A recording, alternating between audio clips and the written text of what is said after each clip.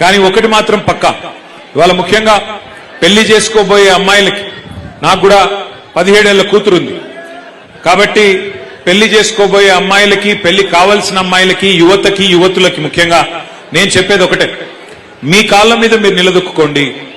ఆర్థికంగా మీరు ఇండిపెండెంట్ గా ఉంటే, ఫైనాన్షియల్ గా ఇండిపెండెంట్ గా ఉంటే తప్పకుండా సమాజంలో గుర్తింపు, గౌరవం అన్ని కూడా ఆటోమేటిక్ గా వస్తాయి. ఎంతసేపు మనం ఇంకెవరి మీద డిపెండెంట్ ఉండే పరిస్థితి ఉంటే, వేరే వాళ్ళ మీద ఆధారపడే పరిస్థితి ఉంటే మరి దానివల్ల వచ్చే ఇబ్బందులు మీరు అడగొచ్చు, మీ ఇంట్లో అమ్మని అడగొచ్చు లేదా పెద్దవాళ్ళని అడగొచ్చు, చెప్తారు. కానీ ఆర్థికంగా తమ కాళ్ళ మీద తాము నిలబడ్డ తర్వాతనే, ఒక ఉద్యోగం సంపాదించిన తర్వాత గాని, ఒక పరిశ్రమ పెట్టినాక గాని, లేదా మీ అంతట మీరుగా మీ కుటుంబానికి చేదోడు వాదోడుగా నిలిచే పరిస్థితి వచ్చేదాకా తొందరపడి పెళ్లిళ్ళు చేసుకోవద్దనేది నా మాట. ఎందుకంటే నా సూచన కూడా, ఎందుకంటే వాస్తవానికి ఎన్ని చెప్పినా తొందరపడి పెళ్లిళ్ళు చేస్తూ ఉంటారు మన దేశంలో.